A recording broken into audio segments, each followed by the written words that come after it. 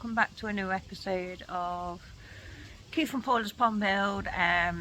Just an update. I've not put anything out there for a few weeks. As you know, we've been having some bacterial ulcer issues in the pond, so I wanted to give you a bit of an update about that, a bit of an update as to what we've been doing out in the garden to make it more the garden, the pond and the patio area, the filter house, what Keith's been working on. But first of all, what I do want to stipulate is that if anybody's got a problem in the pond and you put out there where you purchase your fish from, there are so many people out there who literally jump on the bandwagon. Oh, you've got a problem because you got a koi from X dealer. I'm not going to mention any dealers or anything, but what I do want to get across is there are going to be dealers out there who have got issues. I won't deny that. There are going to be dealers I would be very surprised if there are dealers out there who've never had an issue in their life of being a koi dealer. One thing that I've learned from, I've been watching GKP's lives, even though I sometimes partake in the lives, sometimes I don't. I normally watch them later on, and I always take on board the comments from Rick at New Forest Koi and people like that.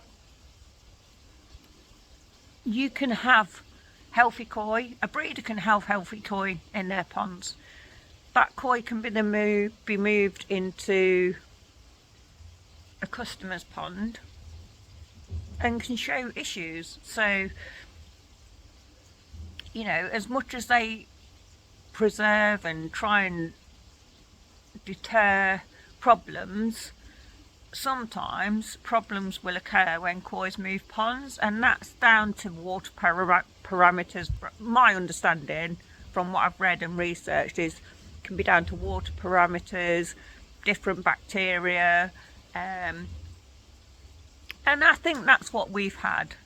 Basically, we've had koi which haven't really had an issue, which has presented an issue when it's come into our water system, if that makes sense. Now, I've done 2 lots of CT treatment. So we did a 5-day CT treatment for the literage of our pond. We did 122 grams per day, every day for 5 days. UV off. Left it for 5 days and done the same again. But we left the UV off for a little bit longer this time. We left the UV off for a week. So the water, when I do show you the pond, is a little bit murky because we've left it off and we only turned it on Tuesday. It's now Wednesday, the 29th of May. We literally only turned that back on. On Monday, 2 days ago. In the main pond, there have been no more issues. Touch wood, we've got on top of it. In the QT pond, there were 2 koi. Well, sorry, there was 1 koi, which was an Akamatsuba, which I got from Kyle, who lost the eye and had a bit of fungus on this eye here, and she also had a lump on her side, and which was pine coning because it was spreading out that much, which showed to me that it was bacterial. I've took her out, I've gave her Tamidin, I've FMG'd, I've done another CT treatment for her, and she wasn't showing signs of getting any better. So yesterday I had to do the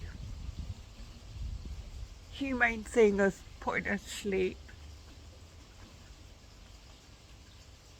First time I've ever euthanized a fish, so it was all quite new to me. I got my trusty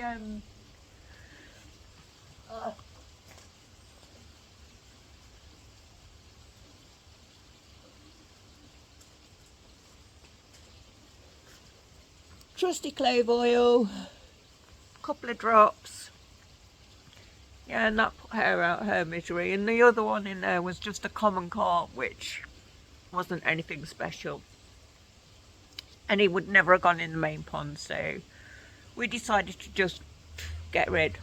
Now that pond is being will be disinfected.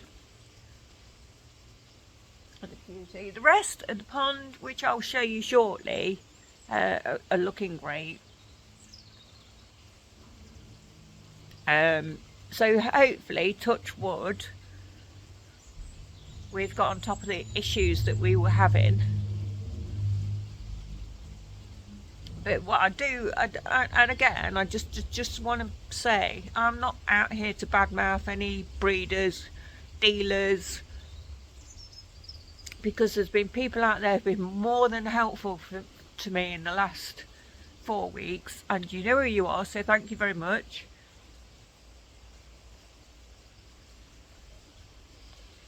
So yeah, sometimes don't be so quick to diss a dealer, I guess that's what the point of this is. Don't be so quick to diss a dealer, because it's not always the dealer's fault. You know, coys can have problems that won't materialise in their setup. Move them into a new setup and it will become apparent that there's a problem, and they will normally 90% of the time rectify any issues. Any established dealer who's got a good customer service reputation will flipping make sure his customers are looked after, basically. So yeah, don't be so quick to diss a dealer. That's all I'm going to say on that. And yeah, hopefully now we're on top of it. We're not going to put any more koi. We would love a pond full of decent looking koi to watch in the evening, but at the moment we are not going to put any more koi in the main pond, probably for another 2 months. If not, we might even not bother putting any more in this season. We might wait till next year and focus on doing the rest of the garden. I have thought about maybe, just maybe, the little cutie tank which needs disinfectant, having that as a bit of a grow on tank and getting some smaller ones to grow on to put into the big pond next year. But again, that's all debatable. At the moment we've not got a proper pump for it. The pump that's in there at the moment is too powerful, which killed some of the baby roach because it's too powerful. So if anybody's got a pump out there which will do a 167 litres, it's not massive, fiberglass insulated grow on tank stroke cutie tank. If anybody's got a pump out there which would be apt for us to use for that kind of volume, yeah, give me and want to get rid of it, give me and you're based in the East Midlands, please do drop us a comment and let me know, because I'd be interested in getting a decent small little pump just for that, which we can hook up to the Tempest and use as a potential grow on tank, but definitely a cutie tank should we need it. So on that note, I'm just going to spin you around and show you what we've been doing in the garden, because Keith's been working his socks off just as usual. We are due to go away soon to take his parents away for a long weekend, which is going to be interesting, which we're really looking forward to, having a real good break. But yeah, so back in a bit, but I'm going to just spin you around and show you what we've been doing and working on since the last update. Bit of an update. Keith's made us a viewing platform for the window. He decided to move the coping stones away from the window because he likes the gravel right up at the edge like we've got on the smaller window down the side. So he wanted to do the same here. because we want to drop the garden down here because of the air bricks under the bifold doors, he's decided to build 2 steps up. If I need to step back so you can see it properly. I've just been painting the backs black and put a couple of pebbles in on the bottom step and then at the top step, and then now when you come out you've got 2 little steps and you've got a perfect height to view in the pond. This is really great. It's now just levelling out this area and filling in the manhole trap that Graham nearly went arse over tit down. So he's now connected the waste pipe from the sump into the mains waste. So that will be done now. The electrical cable needs to just be dug down a little bit more, and that blue tube will come out up in that corner just there, and that will go into a water butt, I believe. So yeah, he's just levelling this rest of this out now, and then we're going to have fake grass down here in front of the pond, in front of those hot tub areas. So when we come to go in the hot tub in an evening after having a shower, just because to come out here over the grass into the tub, it'd be a lot nicer on the feet. We normally got Crocs or something on anyway, but yeah, a productive, very productive weekend. Right, so basically that's the QT stroke potential grow on setup. That's the gloom of doom bowl, which I've not yet emptied. Obviously the koi have gone with a bin man earlier today because it's bin day. But the pond, just if you can have a look, Quint was one of the ones I was quite concerned about, but seems to be great. Yeah, okay, his lips a bit disformed and his tail's a bit disformed from the mouth and fin rot that they had, which the CT has cured, but his pine coning's gone down. He's swimming around a lot more. The ghost fish down there, the ghost koi that I got from Ibrahim's happy enough. These What's It and Rusty, the probably two of the oldest in the pond, as well as Quint, are quite happy. But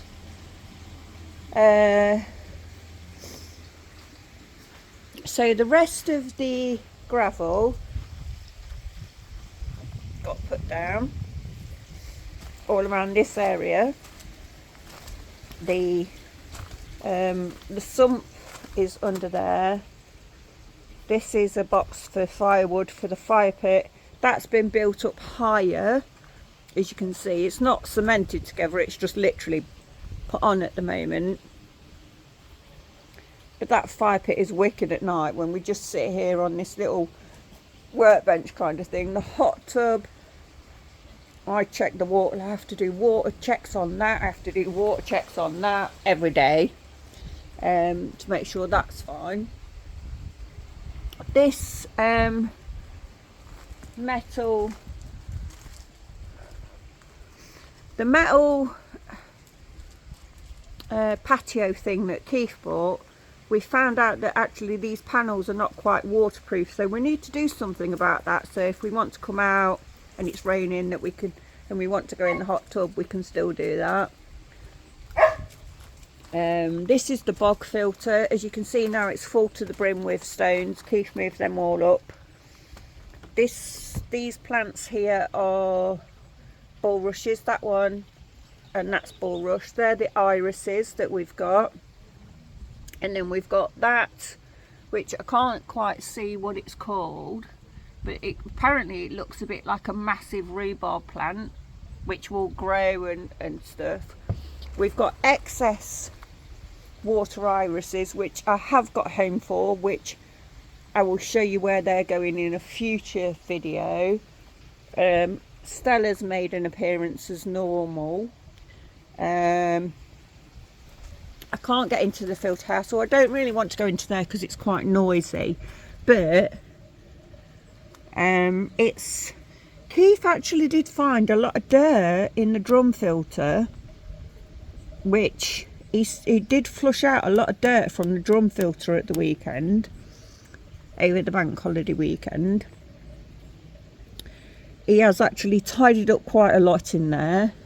He's now got, let me see if I can show you without the reflections, but there's now cupboards all along there. There's cupboards which have got there's tools runs. He's made that tidier, the shelf there, and there's also a cupboard on this right hand side down here which has got stuff in. He's made it a lot better and it's more tidier and organised, which is fantastic. As there's shoes, knee pads, all sorts of stuff in there, but it's becoming, we're getting there. Finally we are getting there. Ness, why are you eating grass?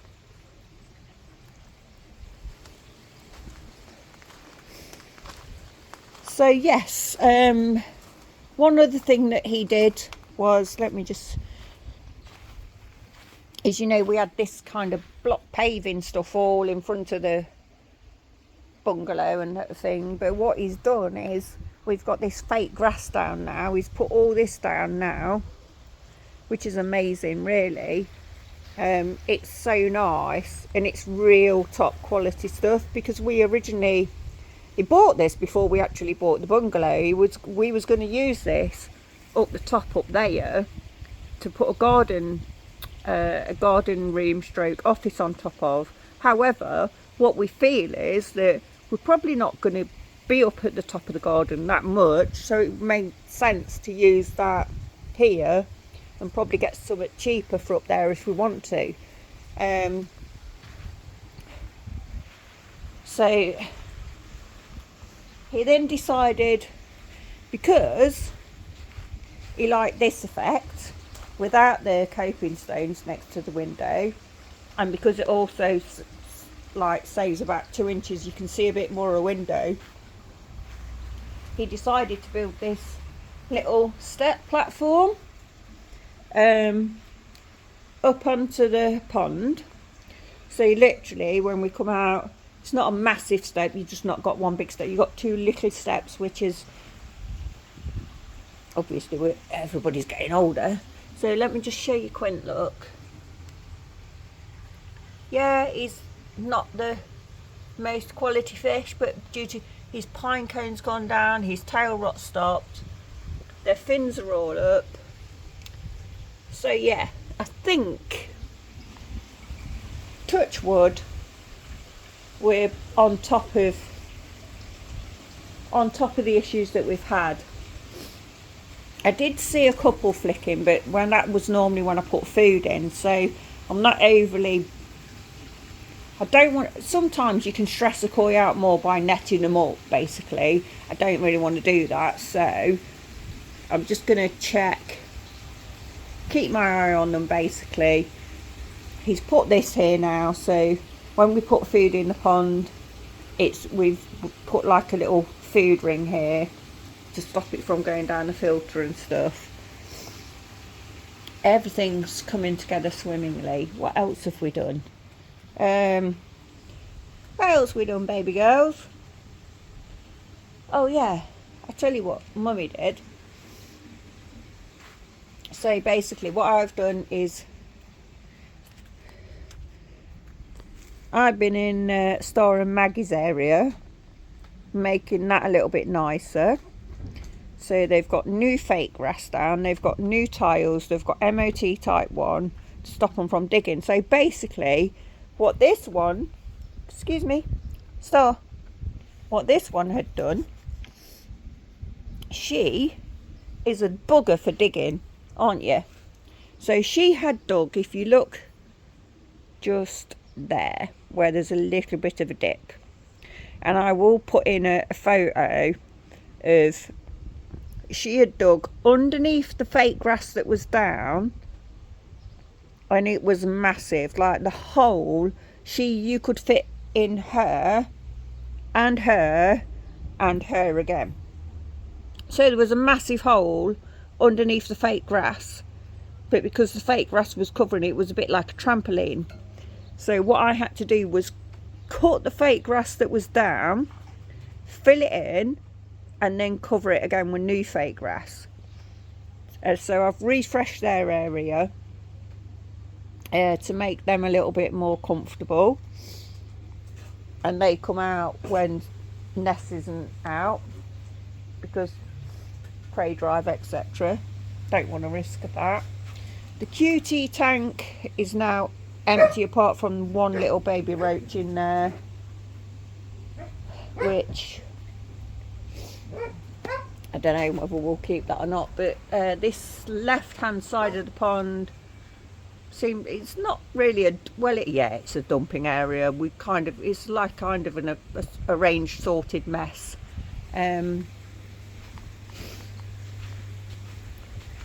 we get the hot tub, the shed. This shed will go eventually. It's got an asbestos roof, so that's going to go.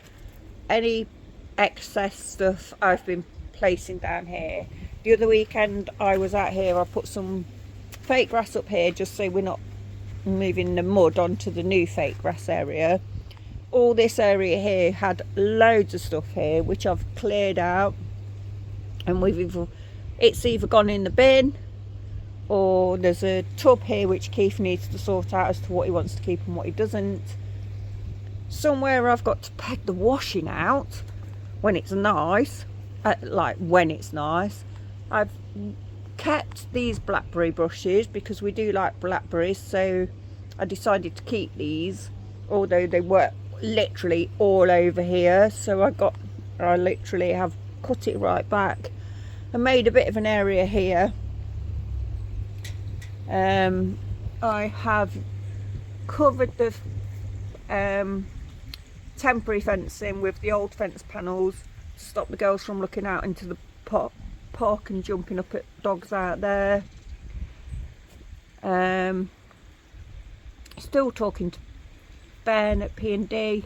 I'm currently looking for some new staff for him, so hopefully I'm hoping that when he's got a weekend free he can come and kind of level out that back bit and do something down here so we can plan on the rest of the garden.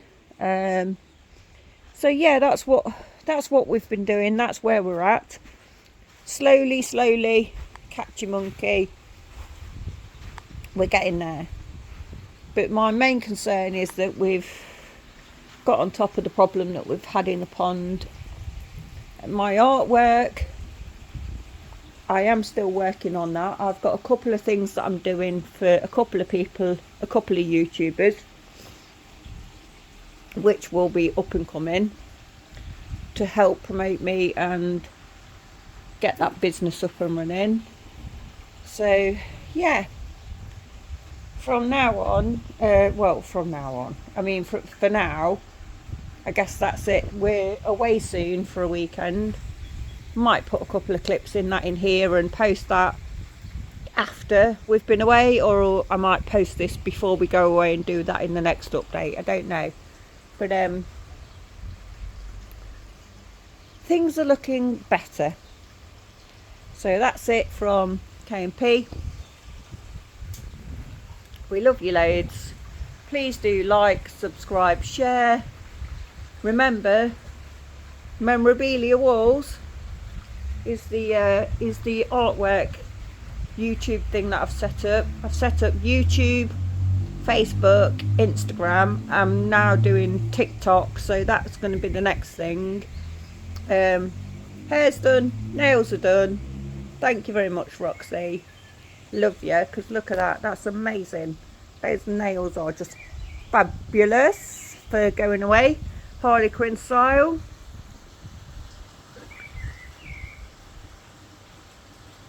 Thank you, Keith, for all the work that you do. Because you have proper grafted to try and get us a nice area so we can come out and chill out and relax. Touch wood, problems are gone. Over and out until next time.